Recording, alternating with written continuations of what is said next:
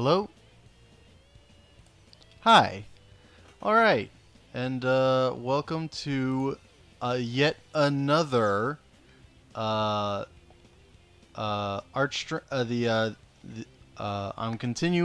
my name is Simon, and I'm doing the 6 fan art challenge. And today we're doing the 6th entry that no one actually requested. I only got 5 initial requests. By the time I had compiled the samples I wanted to use, when I had made my decision whom I was going to work on, that's when I finally got the 6th request. And for now, I'm going to actually hold on. I'm going to hold on to it for hopefully another illustrative, maybe even another a full 6 set fan art challenge. So today I'm going to be a little later in this video, in this stream, however you watch it. I'm going to be working on the new Shadow Weaver from the new Netflix She-Ra cartoon. So I'll be pretty excited about that. In the meantime, just as a general catch up, I suppose, an intro, I'm stuck in quarantine, like most everyone else. So I started doing these illustrative streams per individual character. The very first one was Yellow Diamond from Steven Universe, but that stream, that video, I didn't manage to save a copy of it, so that one's lost to the ages. But I've done Metis from Persona 3, XJ9. I did Mr. Bean first before moving on to the one in the far left corner, Colossal from Pokemon Sword and Shield. Colossal gave me a very hard time. I'm not going to rehash why Colossal was such a pain to figure out, but for now, I'm still kind of stuck as to whether or not I need to move Colossal somewhere else, either maybe in the right corner or I don't know. I was not expecting his width to overlap. I expected uh, Colossal to be so obnoxious in his design that he was going to likely overlap either a character above in the top three rows, or I mean, even then, I was not expecting him to have been so broad to overlap Mr. Bean. So that was a bit disappointing. I knew that I did not want any overlap over Metis because I was very proud of the direction of the Monarch Butterfly Mask, but I really wasn't expecting Colossal to be as large as I've made him. I'm kind of at a loss as to what to do. But, okay. Obviously, none of these individual characters are really finished. Yellow Diamond has had the most shading done, and I'm working on a background for her. I don't think I should have bothered making a background for everyone, but I really wanted to get one done for Yellow Diamond. Menace, I gotta work on the shading. XJ9, I need to clean up, but she's practically done as... She's close to being done. It depends on how close I want to mimic the style of the show that doesn't evoke too much shadow unless it's going for mood. Colossal, there's a lot I still have to get done, but at least Colossal and Mr. Bean are both relatively recognizable to themselves. Mr. Bean, I'm a little worried that he looks a little too much like Leslie Nielsen. The color helps, but I wonder if I need to like shrink his face to be a little thinner. I might just otherwise I might just leave him as is. Um yeah, okay. So that's the relative recap intro. Uh I do recommend watching the Colossal video, which I've left onto my YouTube page, just because that one's fun. I try to. Not only am I talking about the difficulty of trying to grasp how to draw Colossal, I also talk about Pokemon in general and the source of the request of Colossal. That one was a lot of fun, but I don't want to pick on my brother who requested Colossal in the first place. So, for anyone potentially new, I try to spend the first 30 or so minutes on a warm up, just to to warm up to kind of stretch my relative artistic muscles before moving on to honestly, essentially to get the not to sound conspiratorial or I guess like a little spiritualist. I like to get the bad art out of me first, if that's possible. So I just right now I'm following a guide. I'm using I had been using a costume collector collecting book that provided live models for the purposes of life drawing exercises, and I have a couple of art books because I have been to I've taken art courses.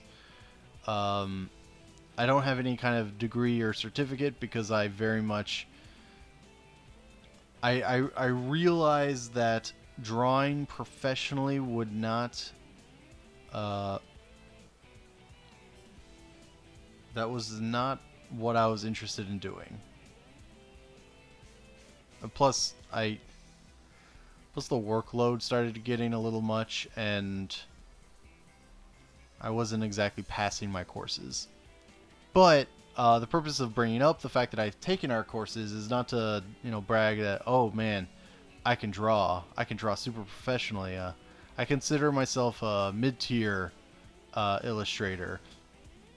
Hopefully one that is good enough for anyone who'd like to get into drawing to get a sense of the process, maybe? But yeah, okay, so because I've taken art courses, I own a lot of art books. Most of them are illustrative with illustrations of life drawings, which are helpful but not helpful to the same degree as just having photos uh, of models might be. So I've been using this Manga University costume collection full of Japanese models in different wear. Live action photos, they're all tasteful. Um, Lots of different camera angles to get a sense. It's a really good example. It's a good sample collection I found. I've decided though to break away because I know I knew I had more than just the one book which I've used for the last I think 2 previous recording sessions. So now I'm using a different book. This one's more about anatomy, with much older life drawing models to use. But I at least have other models to use from.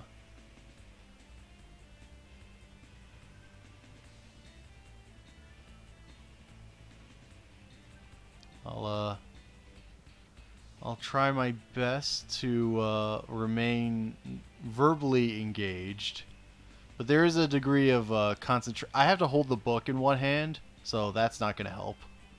Just to keep the page in.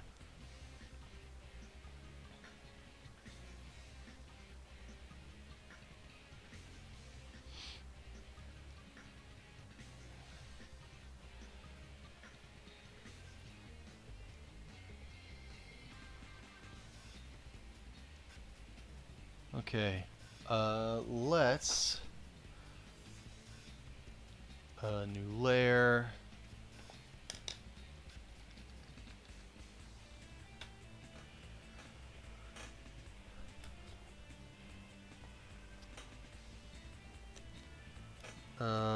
Let me just go through this book, see if I can find yet another model.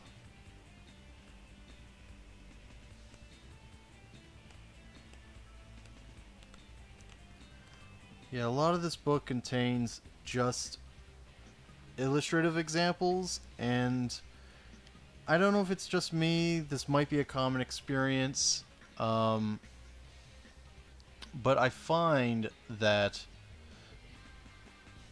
illustrative samples don't quite help in the same way that models do. I mean, it's not that they don't help. Well, let's have that one disappear.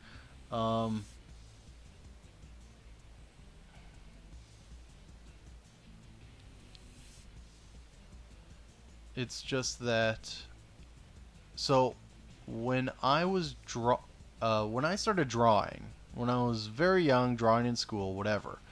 Um, One of the things I was relatively good at when I was drawing, when I was trying to draw, was copy. I didn't trace. I didn't trace very often. There was definitely a phase of tracing, but generally speaking, I was able to copy the artwork as best as I could using samples, but I never really. What I didn't like about copying was I never really I wasn't good at using guides, I guess, or following the guides of uh, another illustrator's work to, I don't know, create my own work.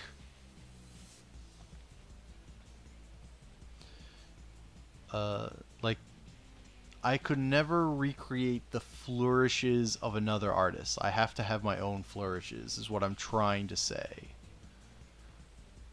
Um, Nothing wrong, I think, if you're trying to learn to draw, to use guides and maybe all right, because I'm stumbling on my words, as I want to do. An example I would bring up when I'm trying to draw a character for the six fan art. For fan art, okay, perfect.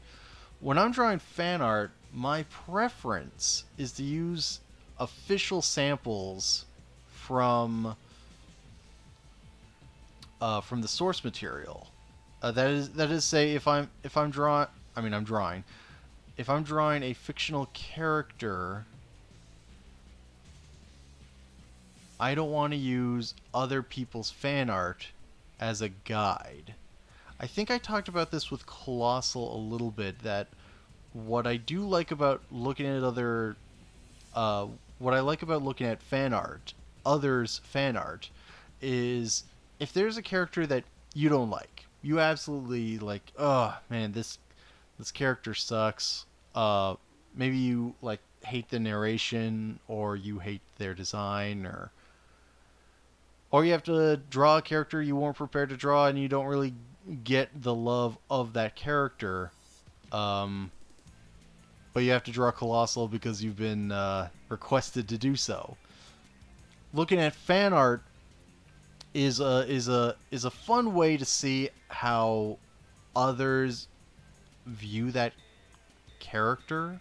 I guess it's kind of like reading a poet's love poem. Love might mean different things for other people, but a love poem from a specific artist it conveys how they view the subject, and how they view the subject might be. And you can never recreate that poem for yourself. You could just copy paste it, but if you're asked to make your own, you can't just. You have to have your own experience.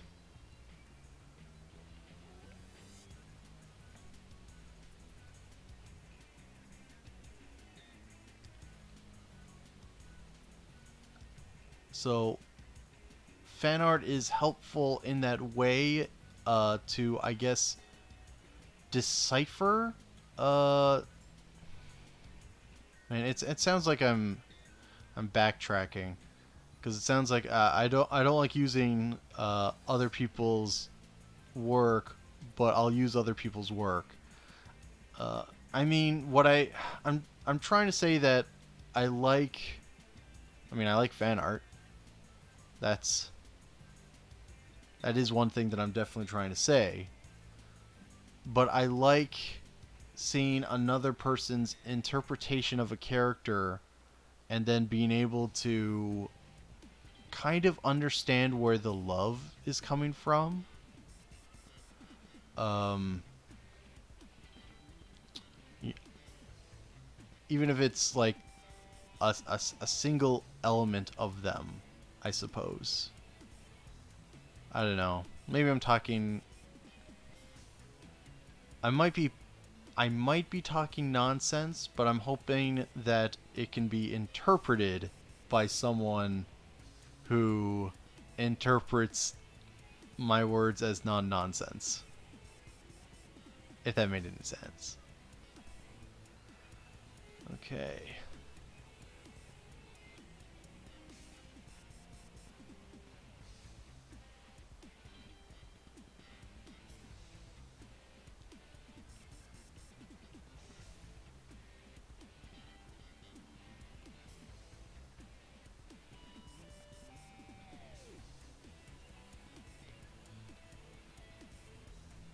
I, f-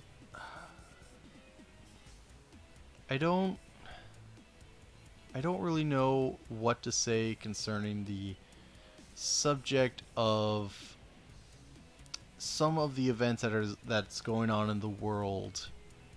Uh,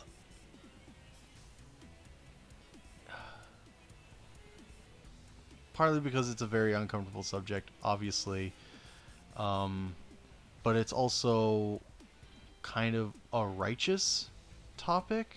Maybe. Does that make any sense? Okay, all right.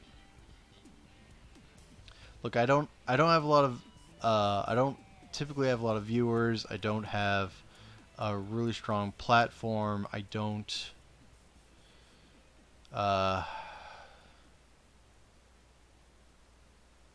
I don't have a large enough voice, I suppose. But for what little I can contribute, uh since I am otherwise a coward, that's probably the okay. All right, jumping straight in, because I'm doing like life drawing stuff. I'm drawing people. I feel like before I jump into Shadow Weaver and get to talk about a fun fantasy escapist, the new She-Ra Netflix show, and just talk about that, I figure now's about a good time as any, just so if there ever was a time to talk about, I guess now it would be just Black Lives Matter. Obviously, Black Lives Matter. It's so it's it's so dumb. Not the phrase, but just what is going on right now in the world is it's so I don't know. It's not something it's not even something I'm super uncomfortable with. It's more that I feel like I need to concentrate on that subject, and I'm not concentrating because I'm kind of just drawing for fun, which sounds super selfish, and I don't know. It's it's upsetting, obviously. That is the to also clarify, the police brutality is upsetting. Uh, the weird escalation of things has has been upsetting, and it feels so unnecessary. And there's so much weird bureaucracy that seems to be getting in the way of what is obviously a morality question scenario. Like, what is the right thing, wrong thing to do? Oh, here's an obvious wrong thing that's happening in the world. Well, let's fix it. Let's just do this. Well, you can't just do that because bureaucracy. Well, what is bureaucracy doing in the way of this level of morality? What's going on? And I mean, obviously racism is bad. Why do we have this weird political system that's allowing it? I don't know. I'm too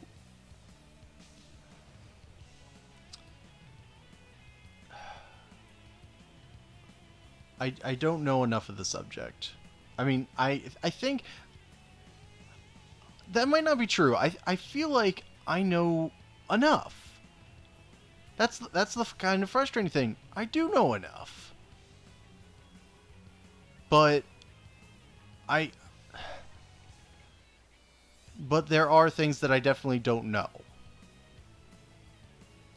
I don't know what the strongest words there are to say. I don't know uh I don't know the best way that I can do to show my support. Honestly, other than just kind of mentioning it, which uh, is it's not nothing, but it does feel like uh, I don't know. It's sort of I'm reminded of uh shortly after Charlottesville, Dan Harmon creator of Community, Rick and Morty. He had this podcast. Uh, yeah, no, it just ended, but he has this Harmontown podcast, and he talked about the Charlottesville March, the white supremacist march. You know, the nice people on both sides march. And he began his show by he was sort of glib about it. He was going, uh, as part of a new nicety for this new world we live in. You know, hi, how are you doing? How's your day? I'm not a Nazi. He said that sort of glibly, but the point was that he was trying to convey was that there's an obvious uh, I don't know. There's an obvious there's this atmosphere of fascism that people don't want to get quote unquote political over. They don't want to talk about something because it makes them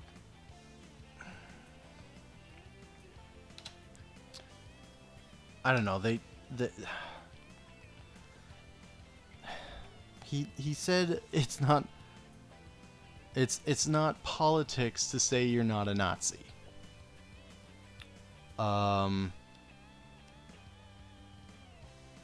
And he also went on to compare fascism as a cancer that needs to. He honestly did describe it in violent terms. It has to be violently removed because it doesn't just go away; it sticks around. You know, you have to fight it.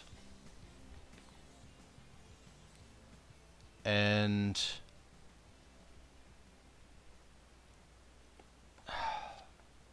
yeah, I don't know. I mean, not in a. I'm confused about.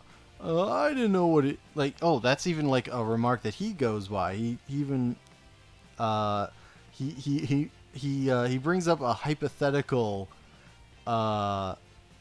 response on the internet of someone going, you know, if Dan Harmon were to go, I'm not a Nazi, and then he has this hypothetical person show up and go, well, neither am I, but out of curiosity, you know, a sort of weird, unnecessary bad faith, trying to like ignore the subject, I suppose. Just I don't know. I'm really kind of talking out of my ass, but I mean that's what's going on. That's how could I not be at least a little distracted? Like this is like what's going on is such a burden to me personally. No, it's so there's never been I feel like we live in such obvious black and white. Well, okay, that was unintentional, but such very clear. We live in such fictional times right now, and even other comedians have said if you tried to write what's going on into like a screenplay, someone would like a script doctor, director, producer, whoever, they'd just go, oh well, this is just unbelievable. This is way too. You're telling me this and this and this happens. That's unrealistic. You never have anyone that.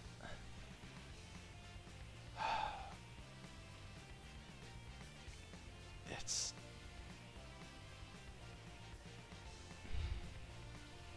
I don't know. I mean, I keep saying I don't know, and I kind of think that I do know, but I can't be put to the task to to to talk about these things. Well, also genuinely, I'm trying to draw right now for the benefit of someone who just wants to watch someone draw a Shadow Weaver, just want to have a good time. It's almost fitting that I'm going to be drawing Shadow Weaver, who's this abusive, manipulative, but always speaks in like dismissive, sort of sweet. I don't know. I'm stumbling on my words. I ain't no wordsmith, even though I apparently have a relatively decent vocabulary. I'm just not an improviser. And even then, I'm a dungeon master, so maybe I am an improviser. Man, I ain't got no evidence of me smart.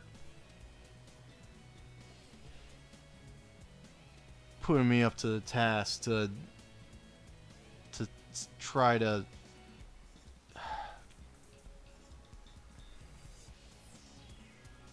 Man, I know there's a Lord of the Rings quote about, you know, Frodo wishing none of this had happened, and Gandalf responds with, so does everyone who lives in peaceful times or interesting times, or yeah. We very much live in very interesting times. It to a degree, you get a general sense of the world history, always thinking, hoping in the back of your head that the stuff that is history remains historic, and that you personally will only have to see a future where the new iPhone comes out. I don't buy iPhones. I can't afford iPhones. I'm not particularly wealthy.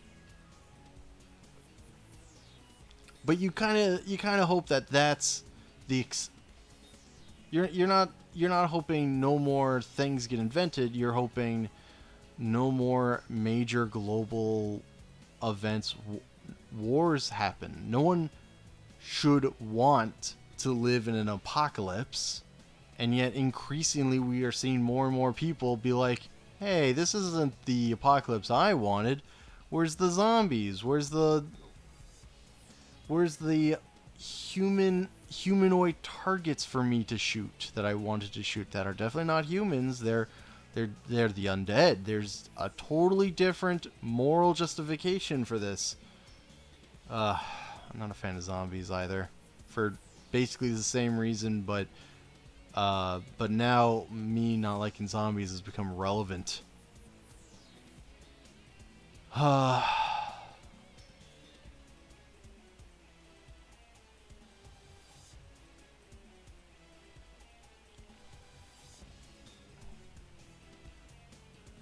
I should figure out how to do timestamps on my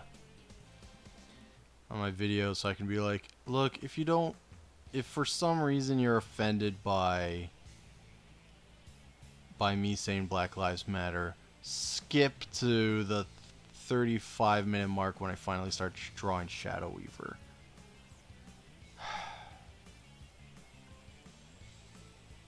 I don't know. Is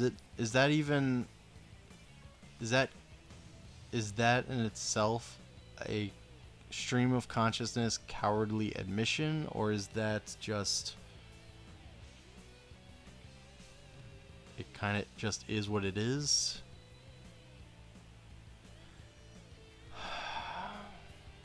Man, I don't know. I hope, you know what? I'll say this. And I just had this idea while I was watching. I was looking at Twitter, which is probably the cause and solution to a lot of my anxiety. John Boyega, boy, I hope I said that name right, who played Finn in the new Star Wars trilogy. He started protesting, to hell with whether or not he'd get rehired. It was the right thing to do. And I saw a couple of comments of like, oh man, this is what Star Wars Episode 9 should have been, that kind of like, what we could have had as the true hero. And I'm thinking the idea that I got from watching John Boyega do what he does is other than just hire him, put him in a lot more movies,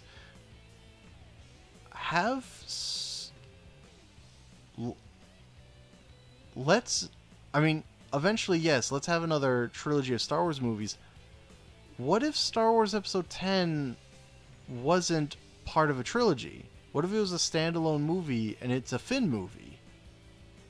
Just a Finn movie, not Finn, a solo story, not Finn Rogue One. Just Star Wars Episode 10 is about Finn and other stormtroopers. Or saving stormtroopers, and then you can do, maybe even do the Finn and oh shoot, I don't remember. Oh, Poe Dameron. Have have that have that pairing if you'd like. Make them the power couple of episode 10. And then you can, like, and don't make it a side movie. Make it episode 10 so that everyone has to see it. And don't make it a new trilogy. That would solve a lot of, that way episode 9 can be the end of the Skywalkers. But it's not the end of the universe as we know it, because there's still more battles to be fought. There's still First Order soldiers to be worried about, I'm sure. I know that the movie probably kind of tries to tie everything up in a neat little bow, but I'd be hard pressed to believe that it would stick.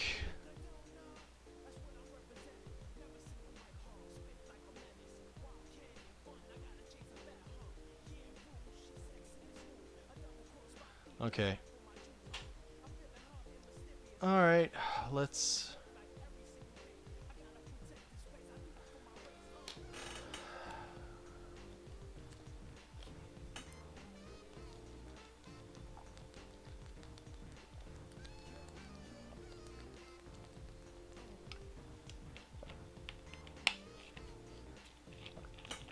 I don't know. I just feel.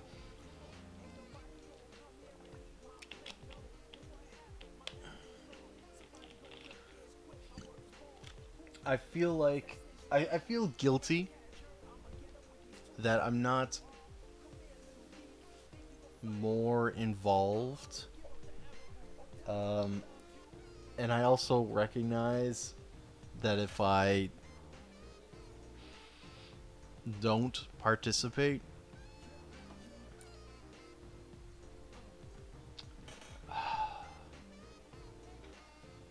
I I don't necessarily have to participate because of quarantine.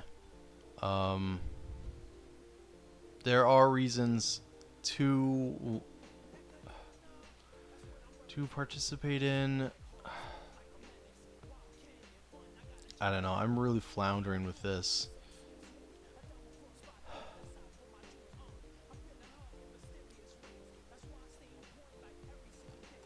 Let's just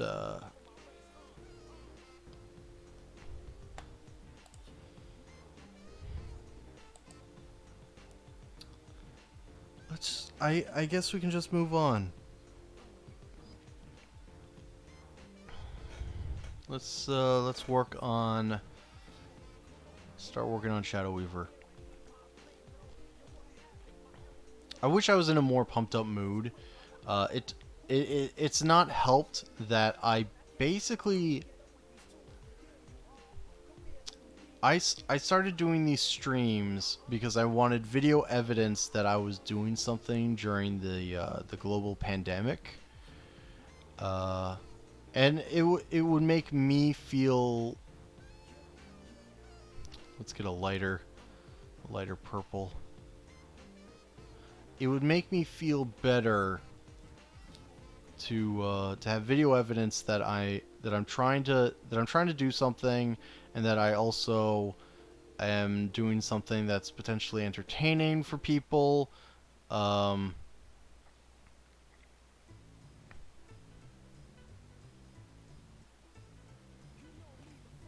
no, I'm looking at that too much.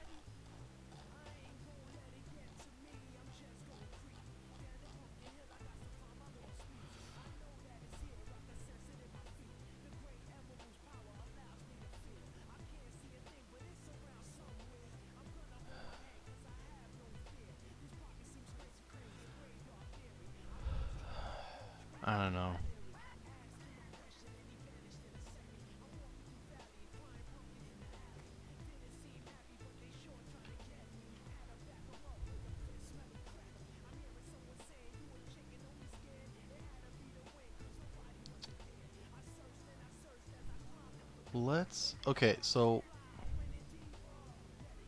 I wish I had an idea of what I was gonna... How I was gonna draw...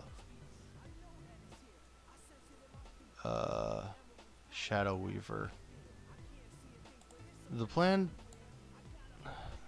I know that she's gonna face... Uh... to sort of complement Colossal, I guess. I want her to face the right.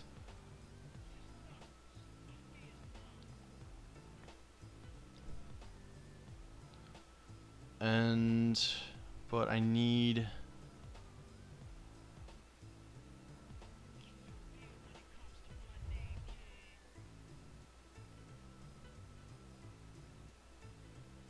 Maybe I'll give her scheming hands, like her...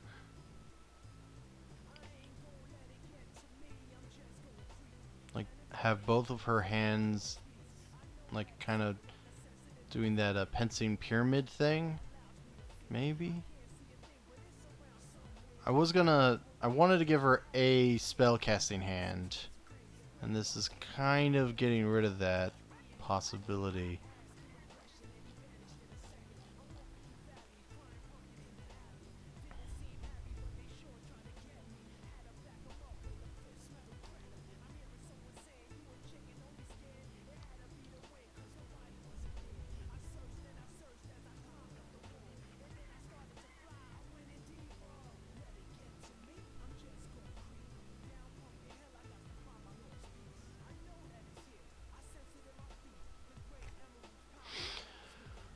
Huh.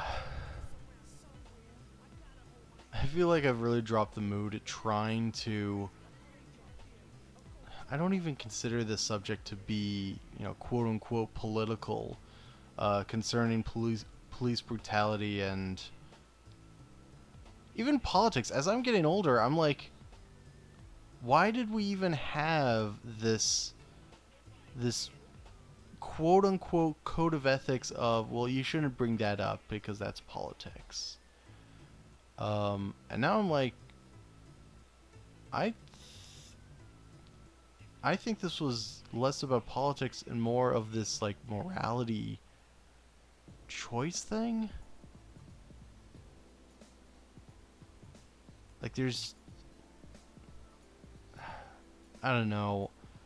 Life was definitely simpler where if the politician of your choice didn't win, it was a disappointment at most and not a global catastrophe that waved across the world probably as much as 9/11 did, and we're still feeling the effects of those two separate things. Damn, I really want to I just want to talk about She-Ra.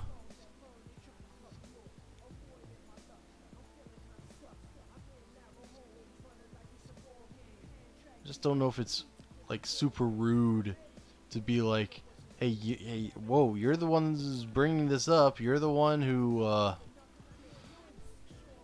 decided to to try to be a champion of the subject. And it's like, I'm definitely not a champion of the subject.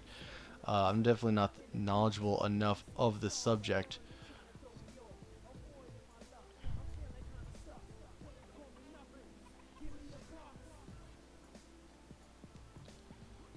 But you know, if I'm sort of placed in the position where you have to choose a side. You can't really be apolitical about this. You can't really just, oh, I'll see. I'm in a relatively good position to, you know, benefit whichever side wins. And that's not cool. I mean, it's cool for me, but also it's very much not cool. Um,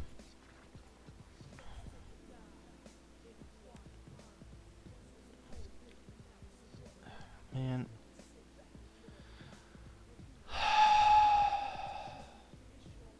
such a downer. Such a huge, huge downer.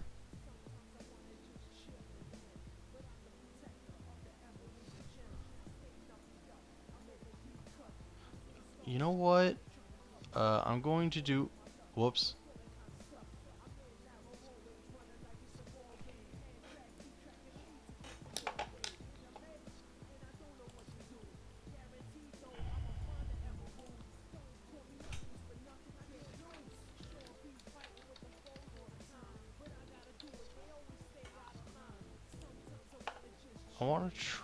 I want to try starting over.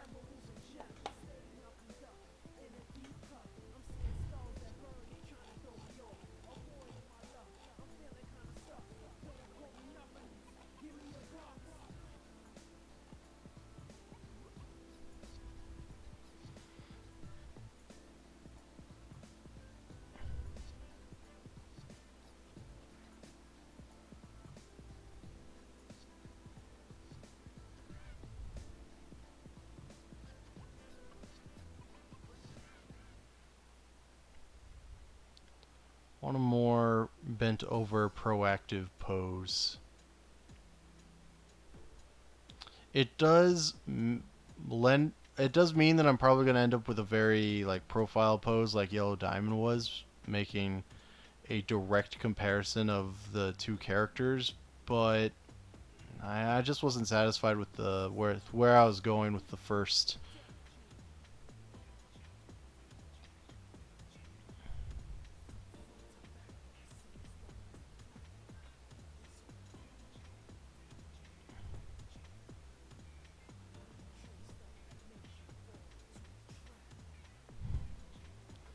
Have her suck her gut for a bit.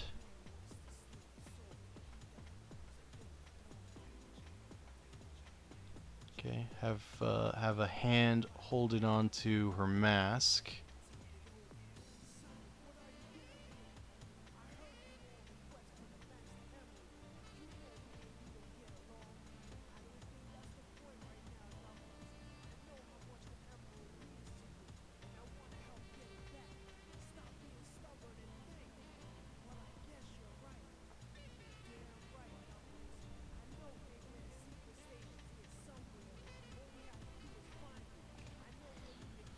Okay.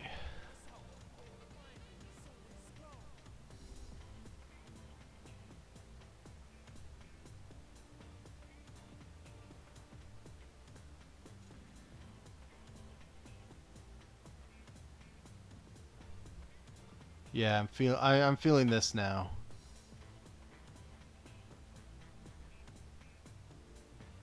I like this. Okay, you know what? I'm getting in a slightly better mood. Uh, let's not to be too big of a jerk. Black Lives Matter. There's no way to say that and then not also sound like I'm changing the subject. Let's talk about because I already spent way too much time rambling, stumbling on, and just trying to convey a point that I don't really have, other than I hope that the good guys win, and the good guys are not the cops in this context. But, or, and, rather, because but dismisses everything I just. Okay, we're talking about She-Ra. I'm in a good mood now. Let's do that. She-Ra, the new Netflix She-Ra. Okay, so I sort of mentioned this while working on XJ9. I said that okay, I said that the original XJ9 was definitely um, I was its target audience when XJ9 first. Let's hide this because I need. Shadow Weaver is also gonna. I won't let her hair actually flow past the white borders. So I'll erase a lot of like black empty any space that crosses into like the nameplates and another person's character profile.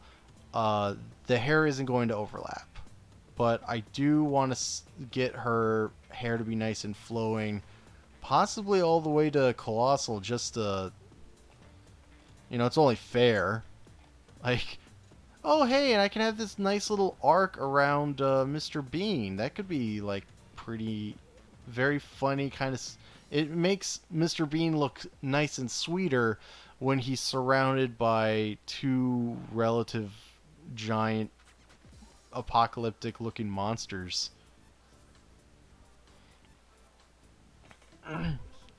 Okay, so XJ9, My Life as a Teenage Robot. That was a cartoon that was made relatively for me. I was its target audience when it came out in early 2000s, I think, maybe late 90s. I'm betting the latter though.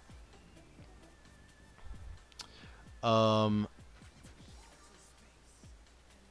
and I talked about how if there was a sequel, if they ever like tried to reboot, revamp uh, My Life as a Teenage Robot, I I acknowledged that I wouldn't be the target audience for a new cartoon. But I like cartoons, and so I gave some suggestions, I guess, of what I kind of would want to see a new My Life as a Teenage Robot would be like. And basically, I just said I wanted Metabots. That's basically what I said I wanted. More robot girls fighting in tournaments. I didn't explicitly use tournaments, I think. I might have said shonen tournaments.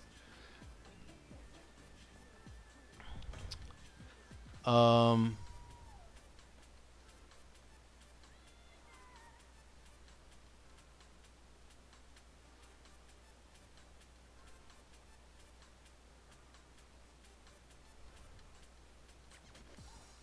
I definitely have one hand on her mask. I don't know if I need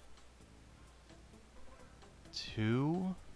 Maybe I can do some of the some of this foreshortening that artists do and have her uh, cast something at the audience. That might be pretty neat.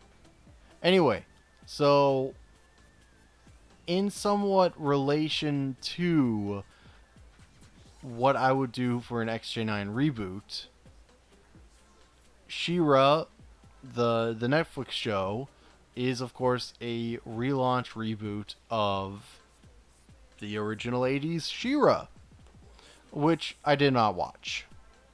I wasn't born. I don't think I was born when the original She-Ra came out. I'm old enough now that you might mistake me as like an 80s kid. I wasn't.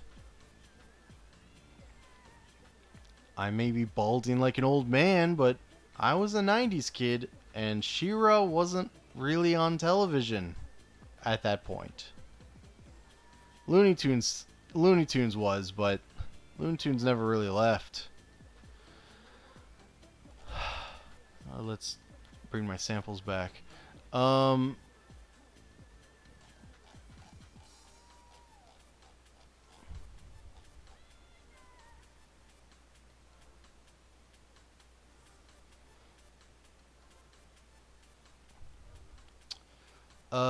but yeah, so new She-Ra came out, and there's been a couple of reboots of various shows that have existed throughout the years.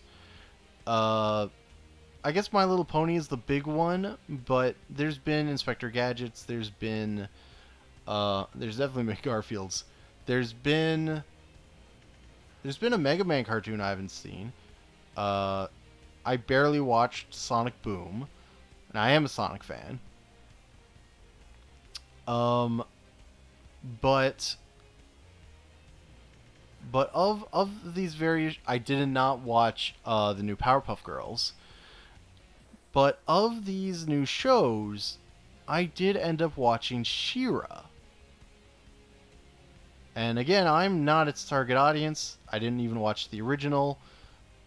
But I think even though I was not the target audience, there was,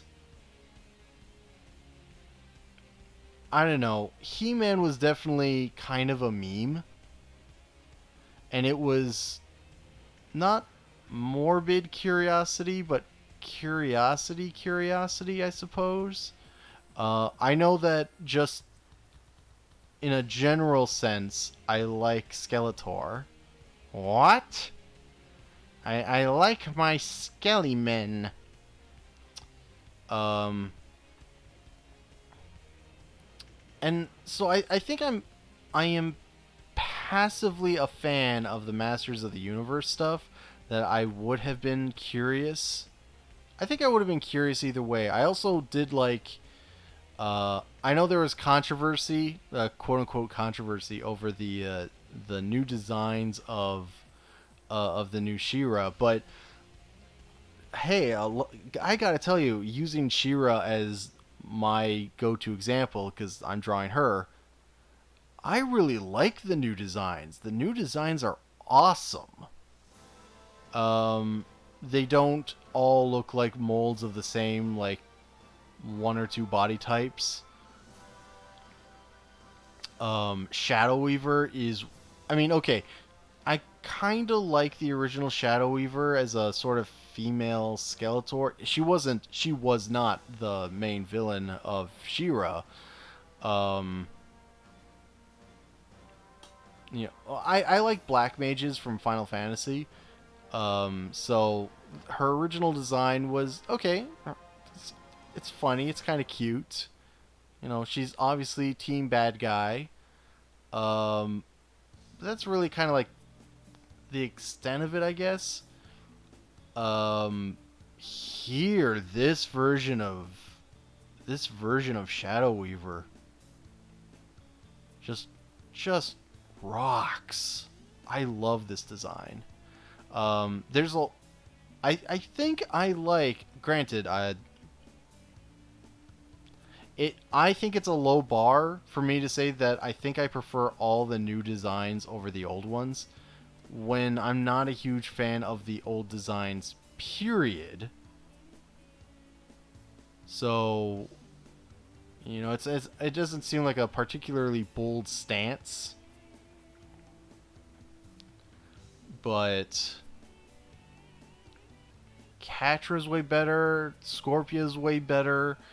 Not even talking about the personalities, strictly talking about what original Scorpia looks next to her the Netflix counterpart.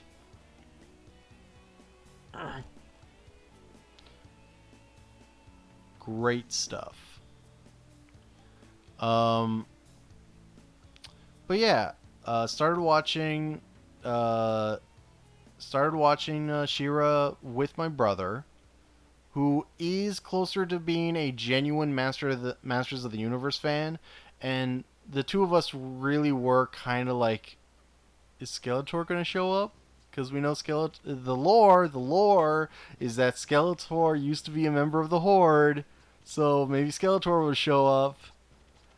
Um, and definitely during the last season of She-Ra, I made a couple of jokes of a new character would show up, uh, and one of the characters would be like, "Well, who are you?" And this new kind of weak-looking like Kevin kid would show up and go, "Oh, well, I'm Prince Adam, Prince of Eternia, the defender of the home of Castle Grayskull. Oh, and this is and this is Cringer, my fearless friend." That's that's what I wanted to see. Uh, I had considered for this sixth entry to have been, can I recreate the Netflix She-Ra look and apply it to a fan version of Prince Adam. But I've been drawing let's say quote unquote legitimate characters, and I really did want to, given the options, really did genuinely want to draw Shadow Weaver.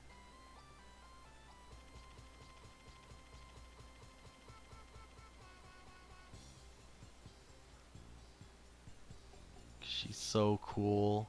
I think I have uh I think I have a preference for fictional masked women. Stoic, cool masked women. I don't know if it comes from my my love of growing up with Power Rangers, if it was with Spider-Man, but char- but characters who just wore masks, faceless, preferably lipless, like face masks, face concealing masks. Um,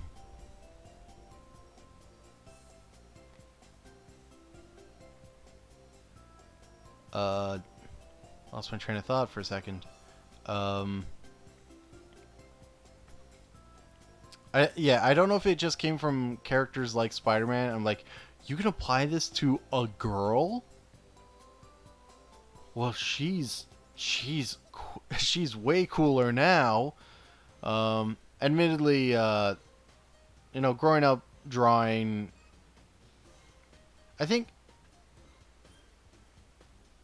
I think this has been a subject that's brought up for like writing, philosophy, and not necessarily drawing, but it's drawing is applicable for this context. Um, my default when I drew tended towards like male characters. Um, and a lot of that just came from at the time. Uh,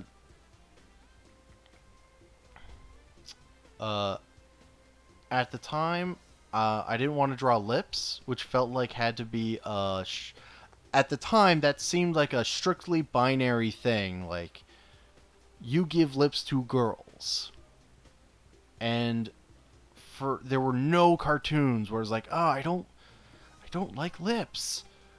Um, and an I would say the first fictional cartoon character with like I'll say Western cartoon to specify further. The first Western cartoon with a character with lips that I thought this works. I like this. Was Kim Possible, where she basically just has a single. I kind of actually you can sort of see what I did with Mr. Bean. I just provided a thin, only one lip. Um, and that's when I started. Okay, all right, lips are okay. And also, Mr. Bean is also a perfect example to explain that, lips are not a binary thing. Men and women have lips, but my default when I was drawing, I would draw. I'd draw Spider-Man, but I wouldn't necessarily draw Black Cat or Mary Jane. I'd draw because quote unquote Mary Jane was lame. I'd draw Sonic, but I wouldn't draw Princess Sally. That kind of thing. I guess I'm trying to say. This might also just be like not exactly insecure patriarchy thing. Um, I was certainly nervous when I was a teen about drawing girls and giving them boobs. And now I'm like, okay, all right. Yeah, okay. I got it. Not a big deal.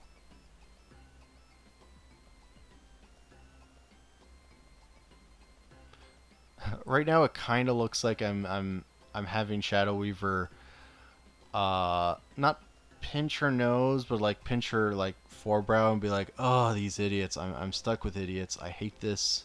I hate what has happened." I might even like I know I have this hand out. Let's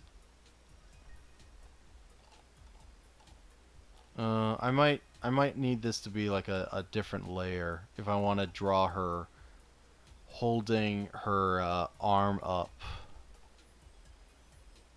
And my foreshortening, if that's the word, is not quite up to speed.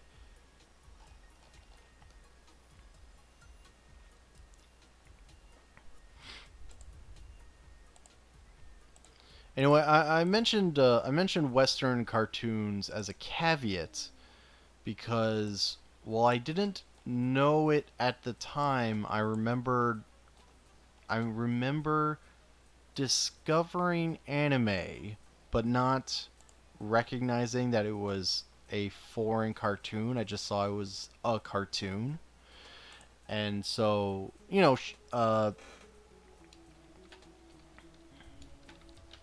Sailor Moon came out, uh, and I remember. First of all, I remember loving the premise of it. I crazy sympathized with in the first episode. Uh, Serena, who is Usagi, but now I'll remember her as Serena. I remember uh, that she didn't do well in school. She was terrified of her mother's judgment upon her, and all she wanted to do was play video games and be like her favorite superhero, Sailor V. Man, that was my life. Not necessarily Sailor Moon, but like, yeah, I'm also not. I don't do very well in school. I'm afraid of. I hide my report cards. Uh, I don't want to get yelled at. All I want to do is play video games and be like my favorite superheroes. So I really liked Sailor Moon a lot in that way. Um, Not even. I think I was just young enough to not be like, oh man, I really like Sailor Moon in that other way. No, I think anything like that mostly came from crushing on the other Sailor Scouts.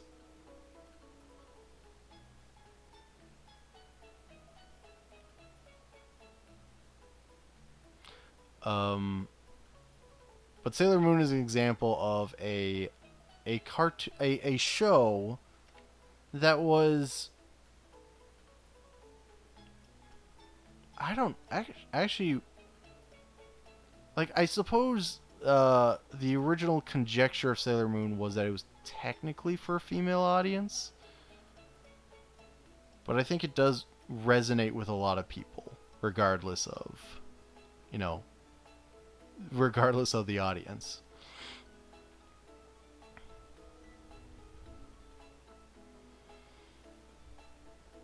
I feel like I feel like the direction that I have with the scarf right now, I'm blowing something, I'm ruining something, but I don't know what exactly.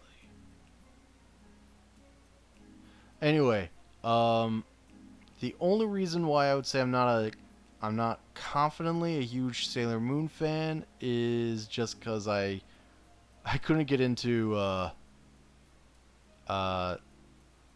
Chibi Moon for one, and never really got into the series post like the first two I think seasons. Um, but like at least me and another friend, we share admiration for the second season with the Tree of Life, the two alien twins, and the Moonlight Knight.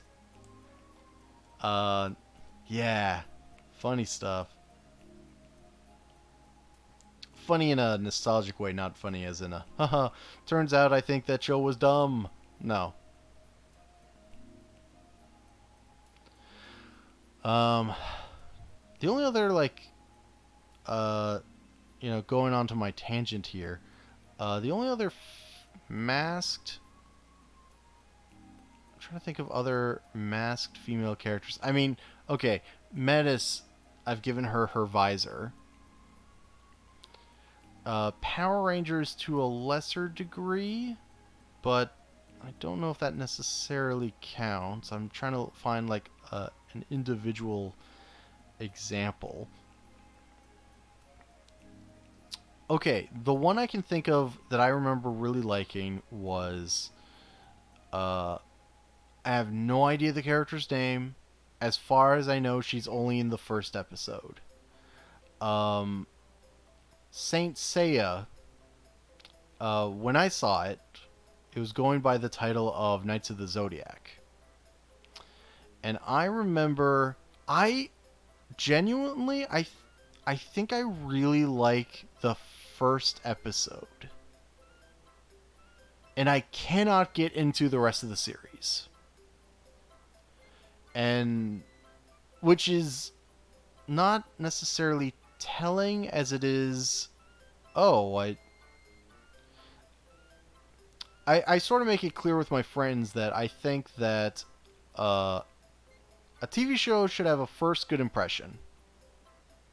It should strive for the best first impression. Because if the first episode is good, you're going to want to like watch more of it, just to like to pay off the good vibes that you got from watching the good first episode. Like Naruto, perfect example. The first couple of episodes after the first episode was kind of on the slow side. It's kind of just world building. And the second episode with Konohamaru is kind of a drag. But the first episode is so good, I I wanted to watch more of Naruto. Saint Seiya, I think, has a pretty good first episode, but I cannot watch that series. And I don't really want to give it a chance. Which seems. I don't know if it's hypocritical. It's kind of hypocritical, but I just can't get into it. But anyway, okay. In the first episode of Saint Seiya, you've got these not one, but two cool, stoic, badass uh, ladies with these silver masks, and they're competing over their own like backdrop. Uh, they have their own like warriors set to win over the Pegasus armor, and it's like as far as I vaguely remember, they've been in competition to get their pupil to get that armor for something that would have happened years as like a background, but we don't see flashbacks. I don't think we see what they look like. Definitely not in that episode. And again, as far as marketing is concerned, we never see those characters again. They're not the top billing. It's all the relatively like Bishonen pretty boys in different Zodiac armor. But just man, the two ladies with the masks, so cool.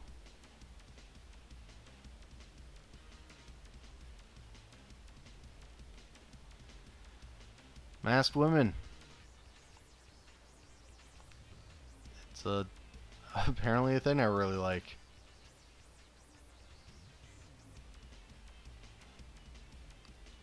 Um, yeah, so I started watching Shiro with my brother. I hope anyone like I hope I don't like bum anyone out for like I sort of bring up a subject, drop it for like 10, 20 minutes, and then I'm like, okay, I'm ready to talk about this thing that I sort of was leading up to before.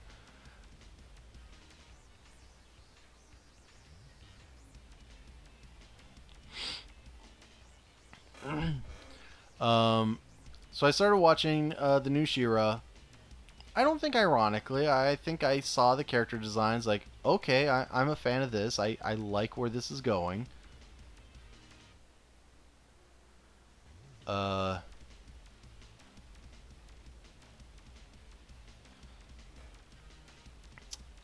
Um, man, Shadow Weaver just rocks. Um, I mean, she's a horrible person. The main reason to watch I would say the main reason to watch the new Netflix show, other than just at the time morbid curiosity if they were ever going to drop any more He-Man references, which the show is not entitled to. But you know, for the new observer, I was certainly curious if they were going to do more. Um,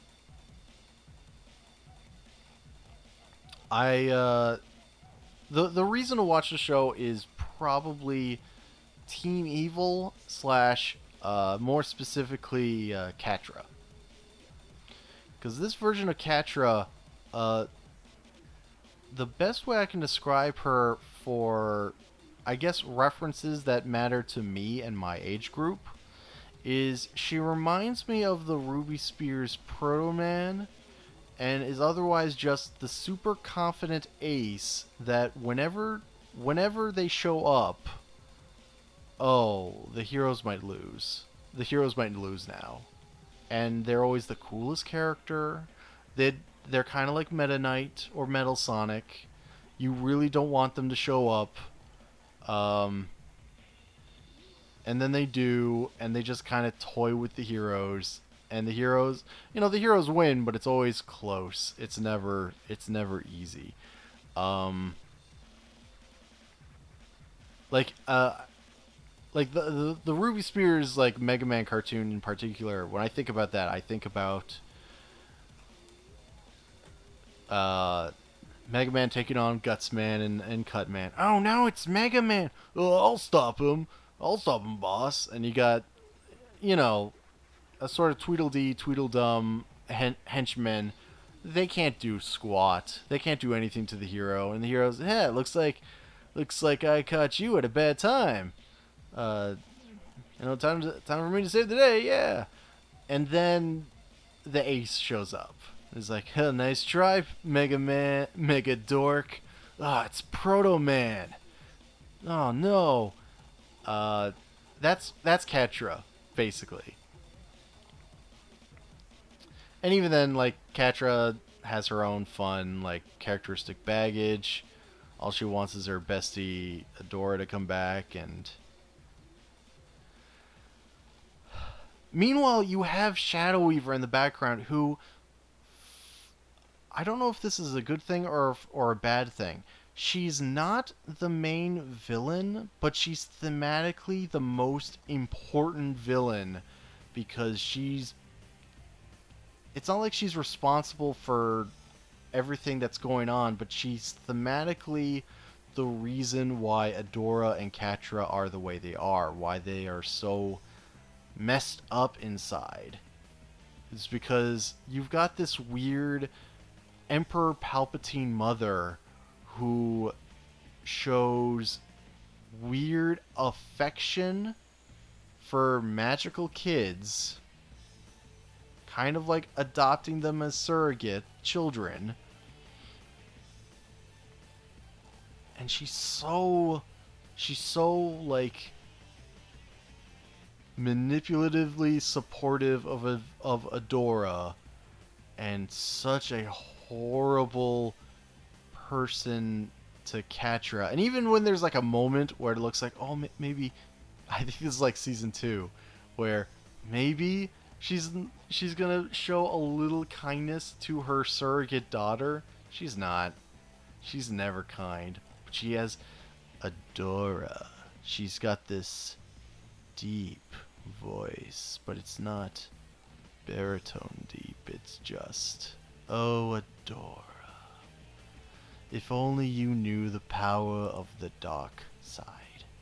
And then she's like, she basically if I remember this right, she basically loses her powers by by the end of the first or second season, and then the rest of her appearance, she's always like, she has there's such an unnerving presence about her that just being on screen, you're like, well, we all know that what she's trying to do is she's trying to get her magic back, and she's just gonna keep tricking other magical kids to be like, "Oh, you're more powerful than you think you are, child. We can rule together. We can do so much." It's like, oh man, oh don't, don't fall for it. She just wants her magic back. She just wants her magic back, and I'm basically in that mode for like 5 seasons, and then she only kind of gets her magic back at the last second. Kind of. It's sort of implied that she had been slowly gaining all her magic, I think, throughout the entire series. She just didn't want people to know she was getting it back because she was still working on her weird kind of hang-ups on being a weird Palpatine mom for Adora and Catra. Like if I left your son, we don't want you. We need to keep an eye on you because we know you're up to something evil. Oh yes, I am certainly up to something, child. You just have to. But I'll never tell you what it is. And she just she's such. I don't know if I'm disappointed in the ending for not having more Shadow Weaver being like back to being the main. I mean, granted, my feelings about like all of the She-Ra show is that it is a persistently good show. It has a solid ending that it wanted to achieve. It's a solid story it wanted to achieve. There's some things I wanted more of. I kind of, well, I better not say anything beyond. It's. I think it's safe for me to sort of spoil Shadow Weaver, but best not to spoil anyone else. Okay, what am I? What do I gotta?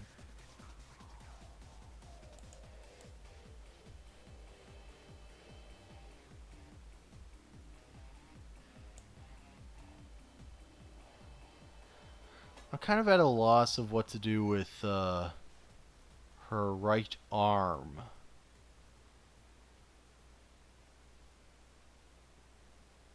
Do I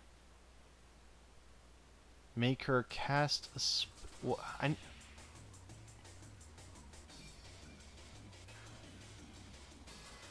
Okay, you know what? Here's what I'm going to do.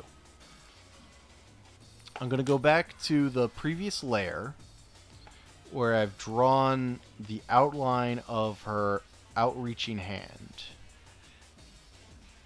And I'm going to cut and move it up here.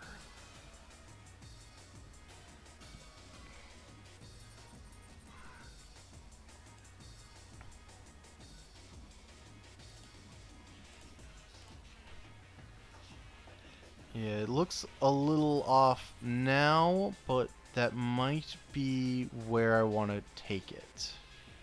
I think this is the right call.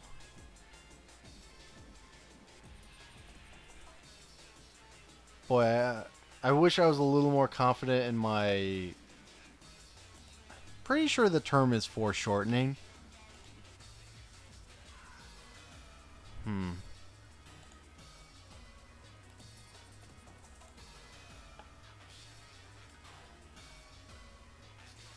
How big is her forehead gem?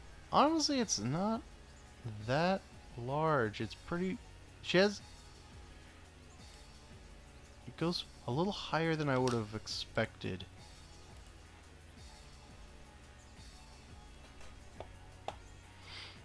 I can't tell how far behind I am in the progress of drawing Shadow Weaver. I feel like I'm a little behind next to what I managed to figure out with Mr. Bean and Colossal. But to be fair, I started drawing like the makeup of a completely different pose first and then decided that wasn't enough. I think maybe I need to make... Oh, here's an opportunity. Let's cut her elbows. I had to think of. I kept running to knee pads and shoulders. That's not it. What is it called? It's elbows. Uh, there we go.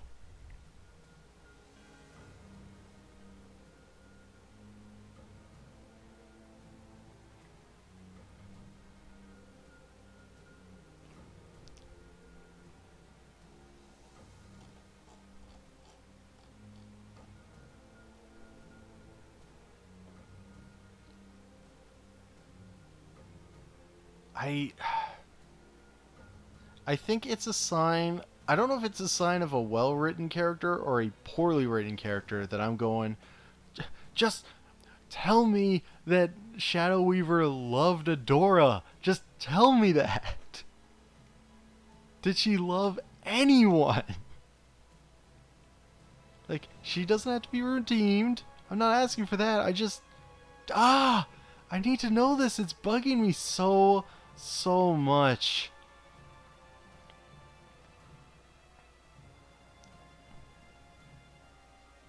But otherwise, I think I was pretty jazzed by. That is to say, I was really into.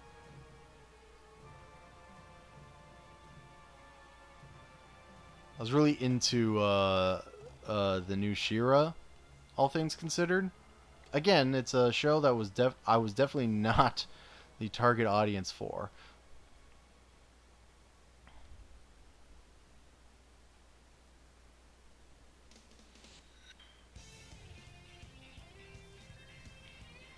Um, okay. Since I'm kind of... Alright, before I begin the experiment that is Shadow Weaver's sleeved arm, because this is... I don't want to go so far as to say this is beyond my my drawing capacity, doing a technique like this, because there's a reason I haven't really been drawing too many visible hands on these subjects. I mean, Mr. Bean, I'm going to clean up eventually. It's going to turn out fine. But let's... And the advantage of digital drawing, of course, I get to take a lot more liberties. I get to do a lot more experiments.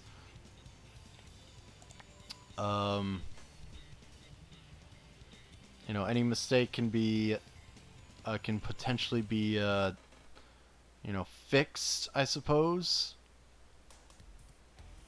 Okay, her robe kind of goes like that. I do...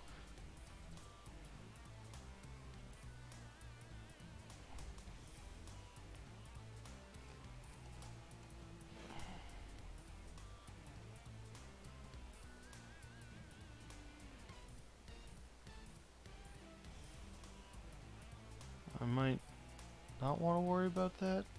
No. Alright, okay, I think... Okay, it just means that the center axis, the center of her skeletal might be more like this.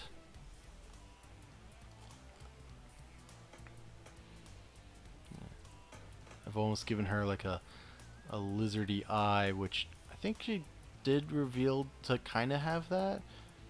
But no, I'm not going to do that. I'm going to give her the silhouette with white.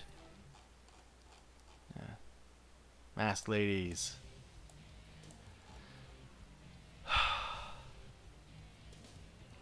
Man, this has been a this has been an emotional trip of a stream. I would say that it wasn't I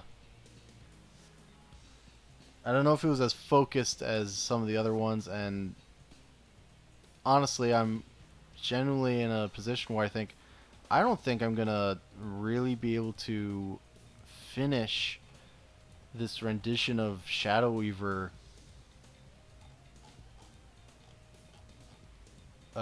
in this stream, because I'm still kind of getting like stuck on details. Okay, okay, okay.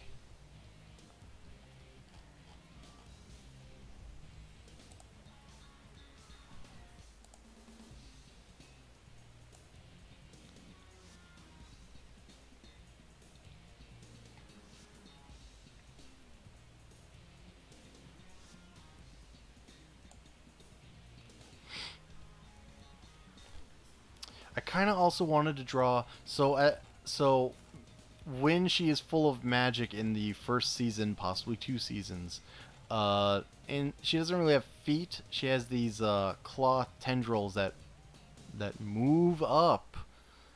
They don't quite expand as crazy much as the stock image on the left here. It's more like the image from the show on the right. But that doesn't mean I can't just have a couple of tassels show up from the bottom here.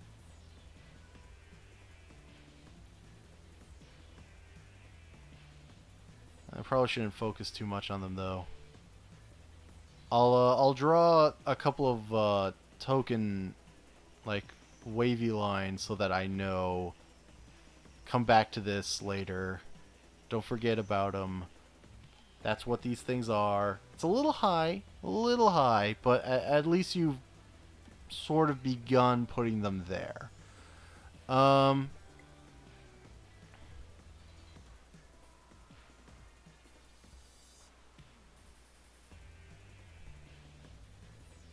oh, I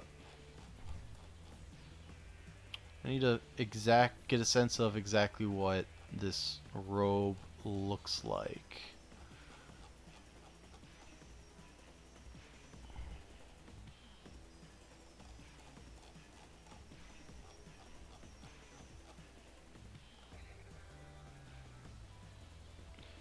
Um,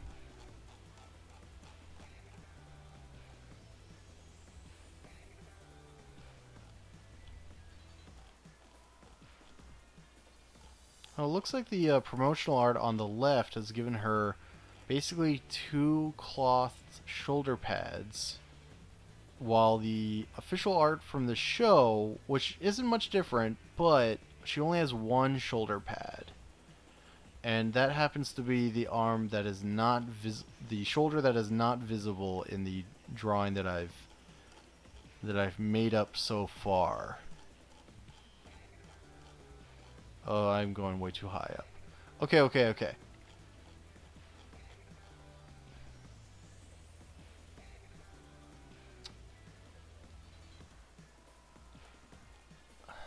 So I know maybe this is the wrong thing to worry about look at, since I still have a perfectly good hand that I need to finish. Really need to finish. Um, I'm going to start. I think I'm going to start the preliminary uh, color layers, just so I can.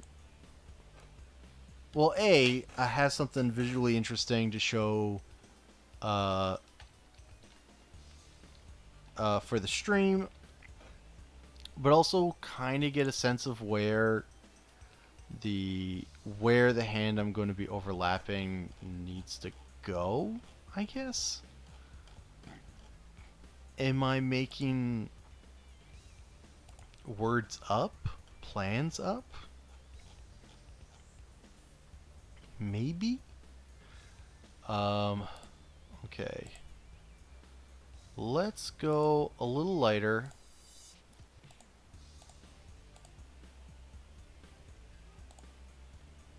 And okay.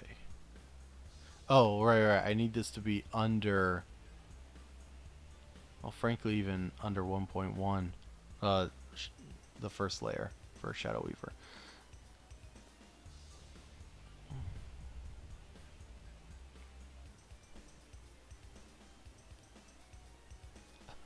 Like in case my weird but somewhat earnest fan reaction of wanting Shadow Weaver to just confirm whether or not she loved Adora is not the same thing as me being like, oh man, I want her to be forgiven. She's not all bad. No, no, no. I like villains, and I'm able to recognize that that villains are bad, and that not all villains deserve some like degree of redemption. I'm just asking strictly of a like motivational. What did you want?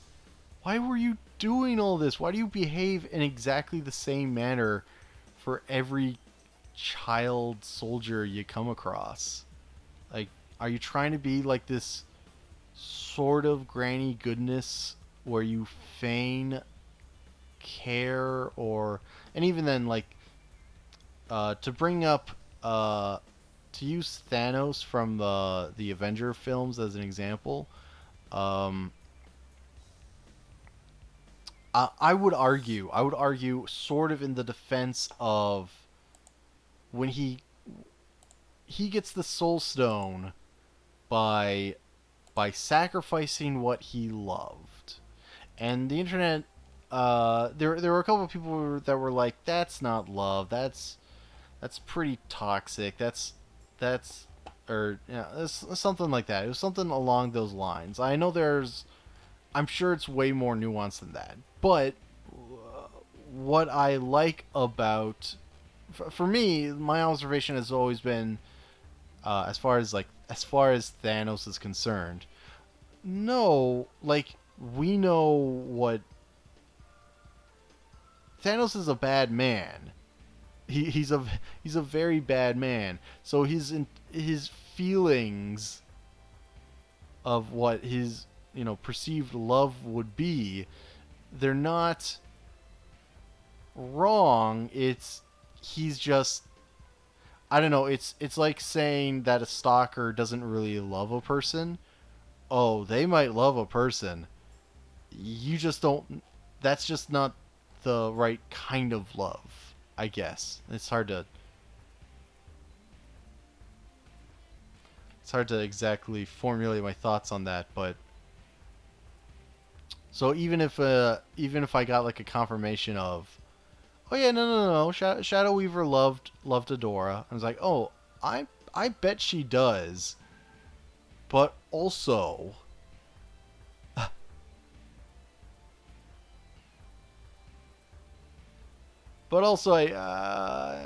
don't think she did. I think she's a monster.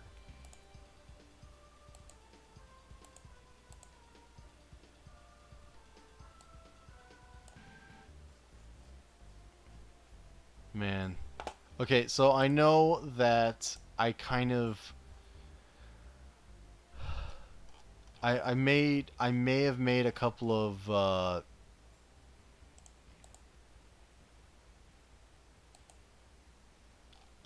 mistakes on starting the Shadow Weaver, and probably also, frankly, mistakes on this stream of things. Uh, but I like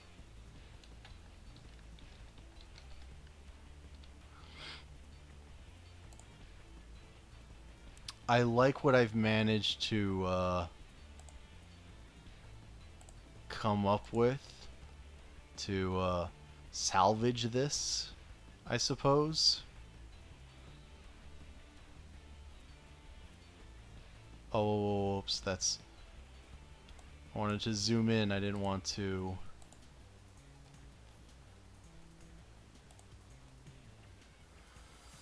Okay.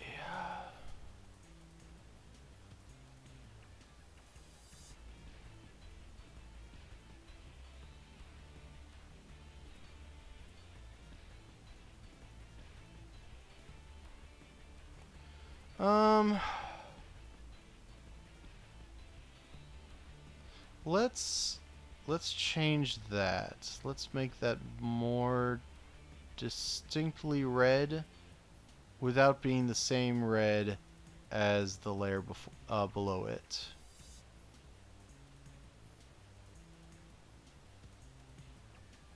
Maybe that's too similar.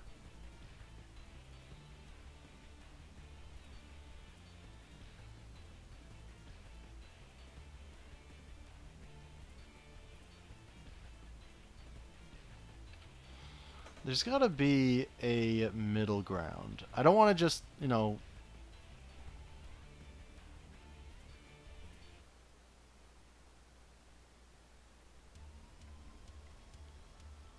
Maybe if I...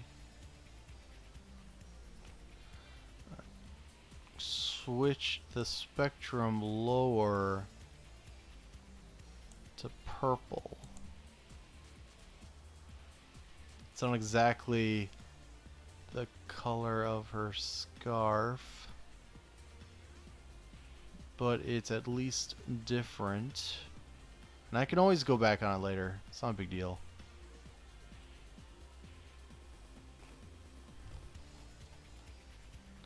But it is the same color as her gloved hand.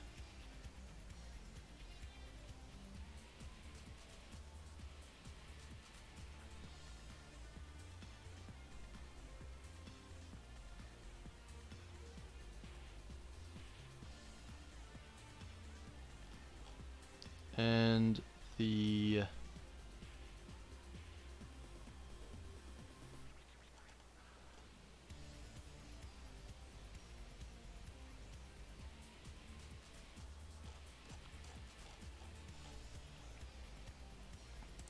most of her, like the under layer of her dress.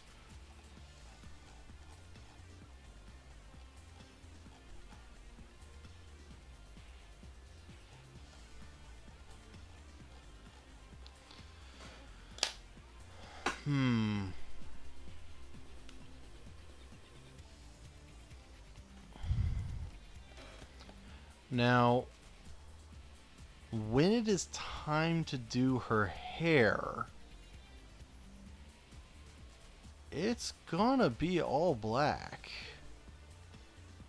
Like, not even shades. I suppose I could throw in some purple fiery uh what's the accents to the hair, but I don't know if it's a good idea to just jump straight into that.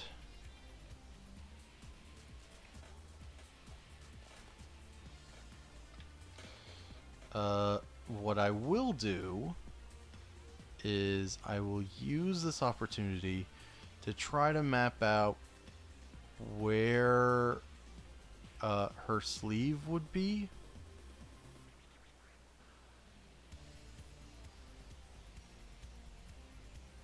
Maybe?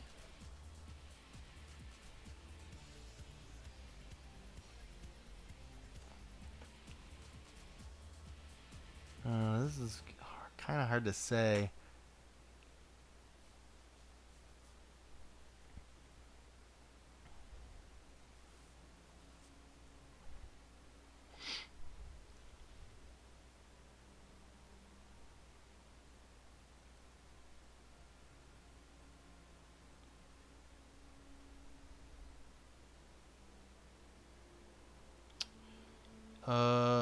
Okay, alright. Let's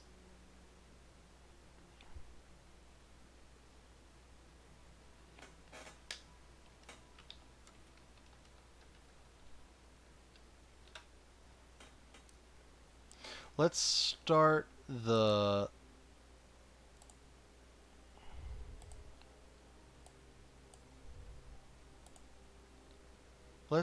black hair just to see what it looks like.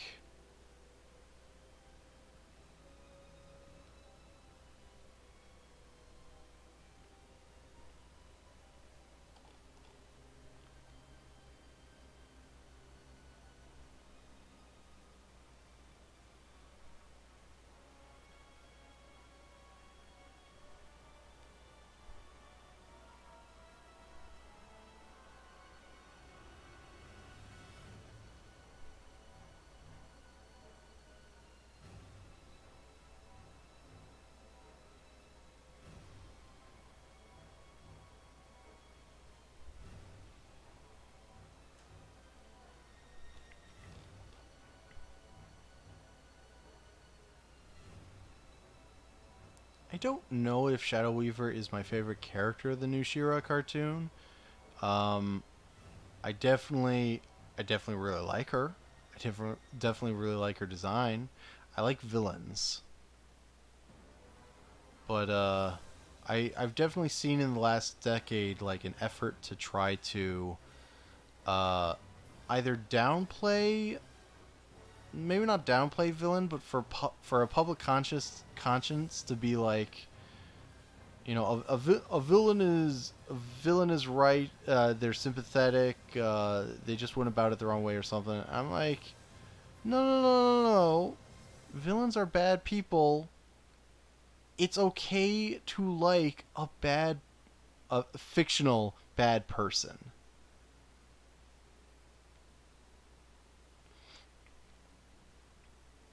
because villains are fun. You know, some of some of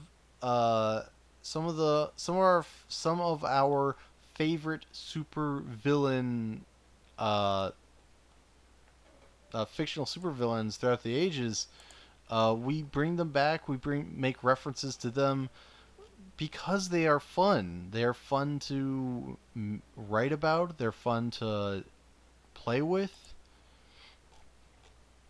There's a reason. There's a reason that Joker can have this like his own movie, break a million, like do really well at the box office, regardless of its quality, because people like the Joker. But liking the Joker is not the same thing as trying to claim that, I don't know, like if you feel guilty about liking Joker because you somehow think like, yeah, society sucks. Like, no, no, don't be like the Joker. The Joker sucks. But you can like the Joker because he sucks, I guess is what I'm trying to say. So I like Shadow Weaver because she's a horrible person, but she's such a funny, horrible person.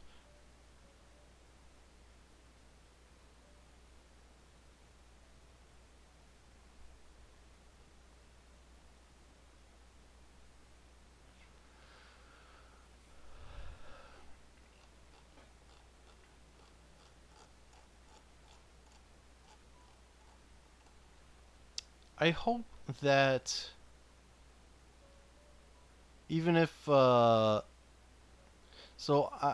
said this. I've said that what I enjoy about the process of trying to come up with the process of making this art, that sometimes you find the drawing in the mess. Like I still have this outline of where the hand's going to be, and you can sort of you know that a hand will be there, but you have no idea how the hand will finally turn up. I'll probably have her fingers, instead of sort of reaching downward, I'll probably have them spread out in a large five formation. Like she's gonna, I don't know, slap the audience, whatever, shoot a beam at them. Um, I I hope, but in the same way that drawing for me, I'm able to see the mess that I'm making and go, there it is. There's the final drawing I'm trying to achieve. It's hidden in this like kaleidoscope maze. I just need to plot it, plan it out, and the final product is done. Um, that's my way of enjoying this, and I kind of hope that for someone maybe watching this, they're also going, "Oh, you could have done you I see what I would have done. I know how I would have drawn this character." And maybe inspires them to, try to draw themselves. And not in a, well, if you think you can do it. then, try it. Or, oh, you think you can do it so much better than me? Not like that.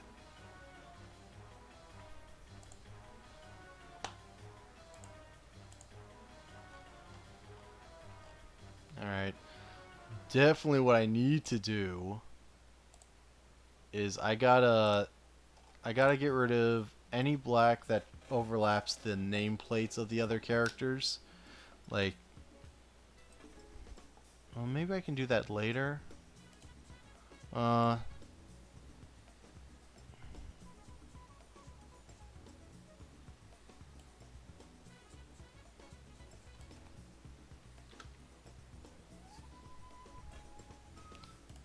like I want a little bit to overlap. It's funny to see it overlap over multiple panels, but I don't want it to, like, it would be hypocritical if it'd be like if I was like, yeah, Shadow Weaver is gonna encompass all the characters, and I gave a lot of crap about how Colossal was doing it, and Colossal was bumming me out.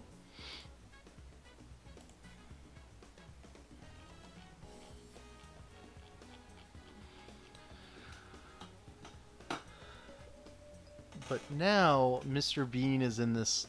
I mean, I'll probably add more black hair, but Mr. Bean is now in this comfortable little.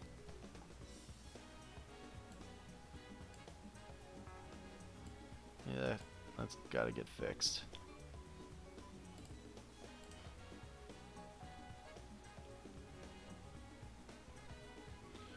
Hmm.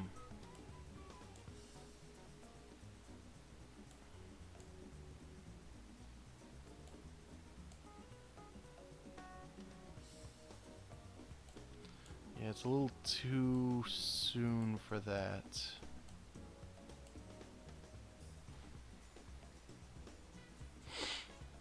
Let's get the black hair out of the way.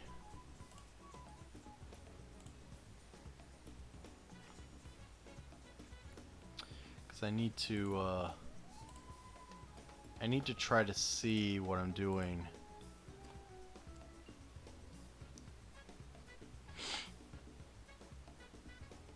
Hmm.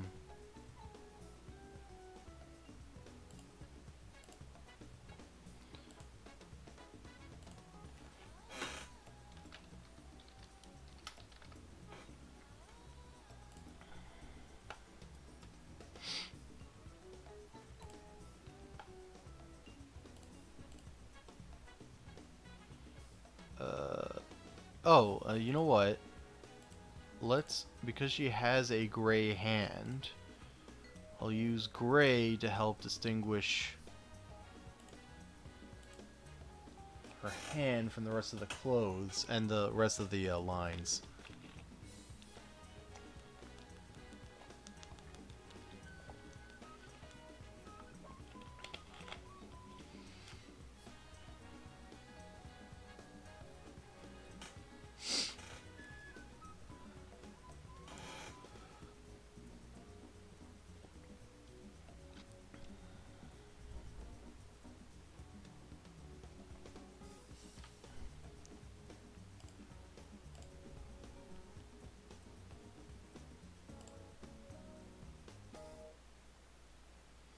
Well, let's make it a little darker.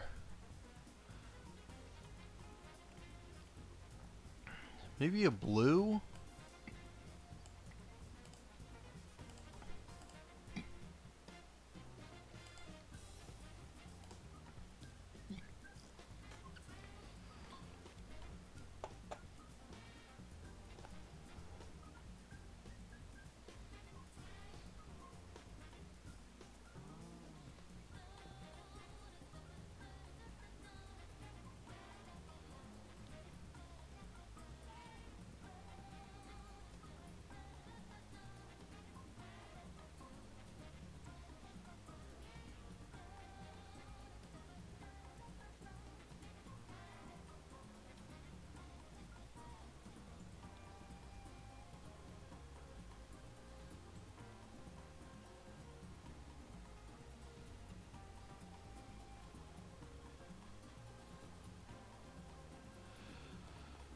Okay.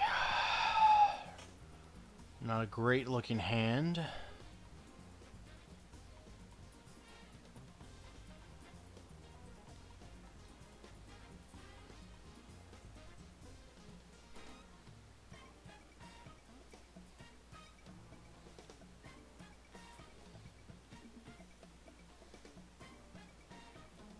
But if I bend one of her hands,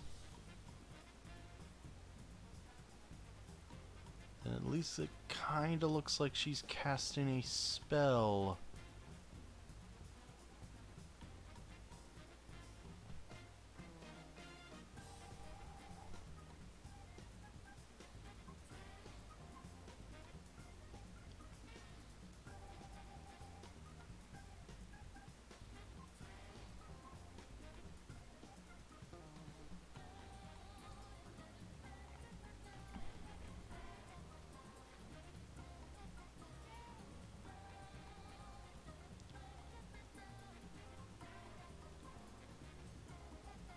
Yeesh. There's a lot of work I need to get done to sort this one out.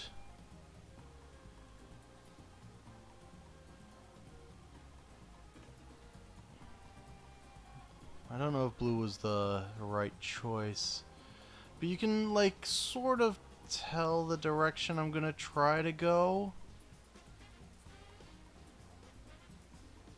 And then there's the next equal question of whether or not I should give her an alchemic circle magic circle spell. That's that's a lot of work. But more relevantly, if I did that, that might be too much overlapping Mr. Bean. So I might just be fine with her kind of spell casting outreached hand. Maybe I could just give her a small alchemic circle. That might be a fair compromise.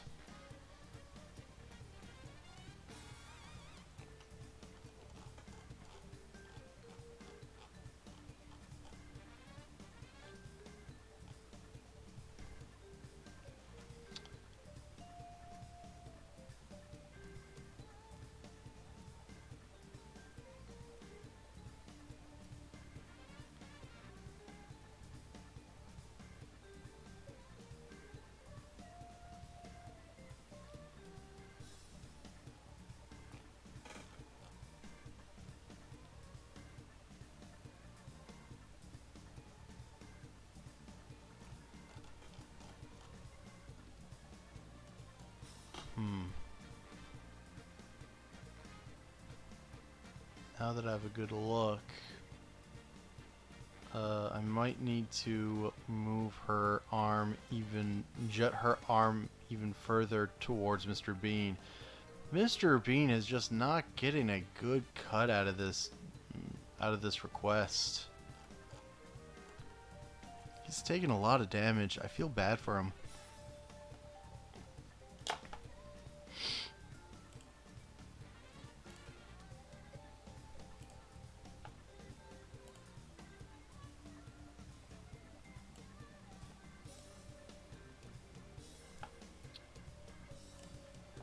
So, let's see. This and this.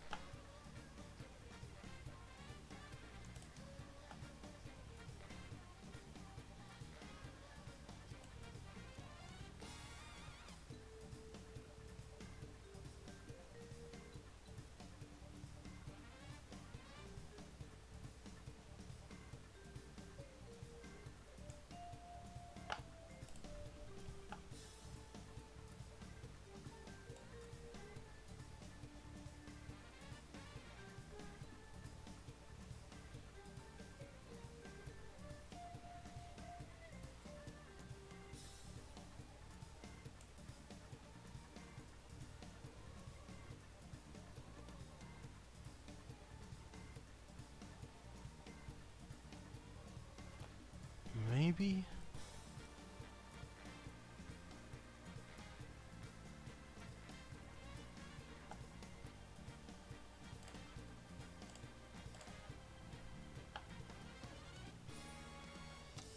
I think I'm in the right direction. It's a little hard to say.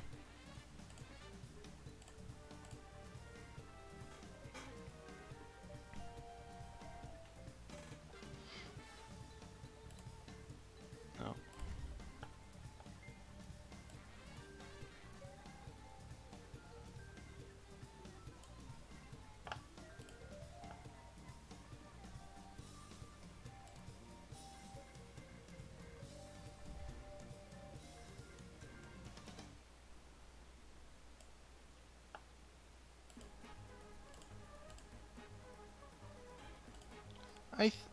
Yeah, this is...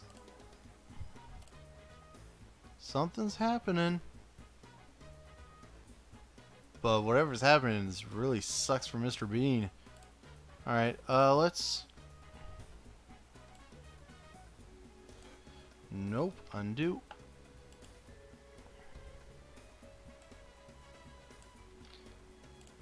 Oh, let's, get rid of that. Okay, okay, okay.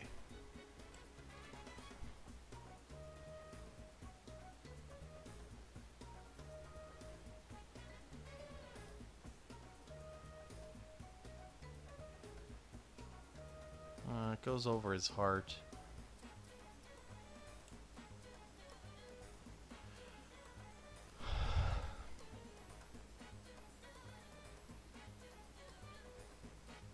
I mean, the heart was already kind of like a joke that I put there when I finished Mr. Bean at the time. It wasn't intended to be this thing that I was going to leave for the end of the 6 fan art challenge, but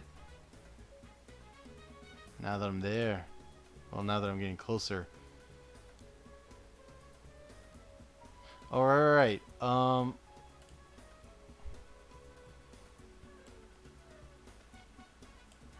what if I made... Well, alright, hold on. Maybe just the hand. What if I made the hand...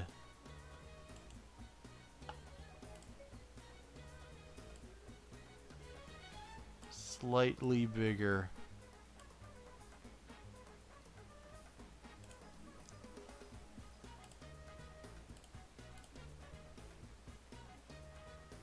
Maybe? It's hard to tell.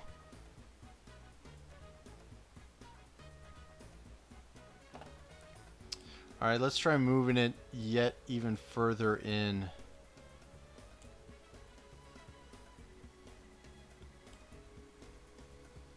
Rotating helps. Boy, Mr. Bean is getting the raw deal from this.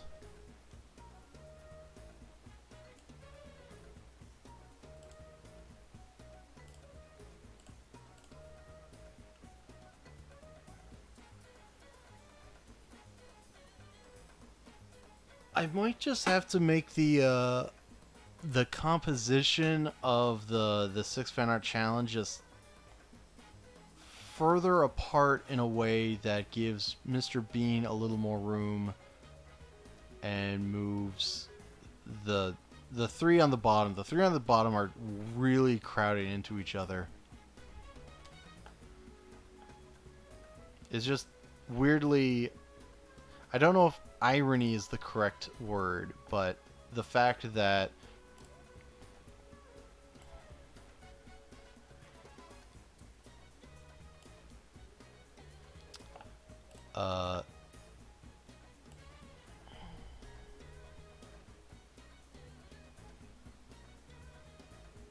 yeah, maybe it should just stay down here.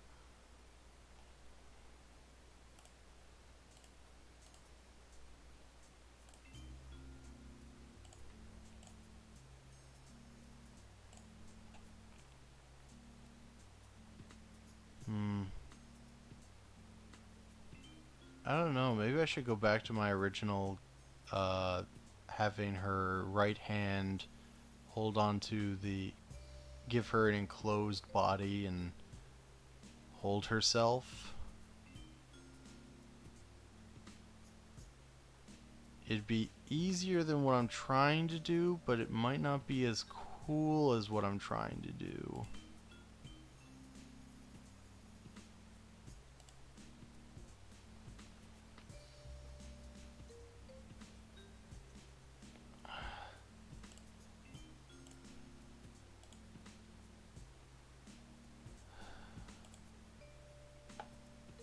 Okay. Alright. I'm a little disappointed because I've basically reached a similar spot that I was with Metis when I first did her stream, in so much as huge kind of a mess, not as much colors as I was able to put in for XJ9, Mr. Bean, and Colossal. But honestly, I think I'm gonna have to call it a day right here, because I don't think I'm gonna have a clear enough head to figure out how to clean this one up. Certainly not on stream. Certainly not in a way that I'm going to be able to keep up with, be as engaging as I'd like. I'm gonna need more time on Shadow Weaver, which does bring up an interesting, somewhat of an interesting dilemma. I've managed to try to roughly draw one character per stream, and I've run out of 6 fan arts to have a dream to have a stream be about. So presumably the next stream I would work on would probably start cleaning up on, well, any character of my choosing. Probably maybe XJ9 first, because she's almost done, relatively speaking. Metis, I need to work on my lighting. Yellow Diamond, I'm working on a background for her. So, Colossal or Mr. Bean, I need to do the proper black outlines. Shadow Weaver, I might just need to focus off screen for a bit. I just need to figure her out. But yeah, I am surprised with what I managed to do in the direction I was able to take it. But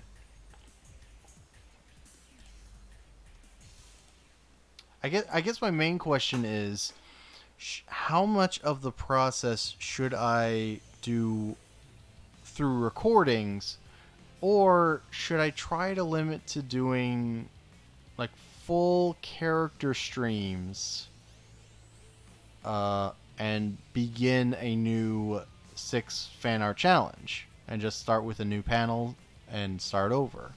I already have one new request, but I would need 5 more. So I don't know when I'd end up doing. I mean, definitely, I gotta try to get these ones done first. I think that's the correct and responsible call, even though I kind of knew this was gonna take me a while.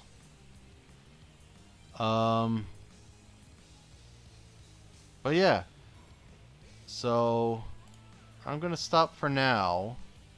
Uh, thank you for stopping by. For those watching the video, not preferably. If you're watching it on YouTube, like, comment, and subscribe. That's the thing you gotta say. And I will hopefully see everyone in the future. So definitely take care of yourselves out there, and have a good day. As best as you can, have a good day. Bye.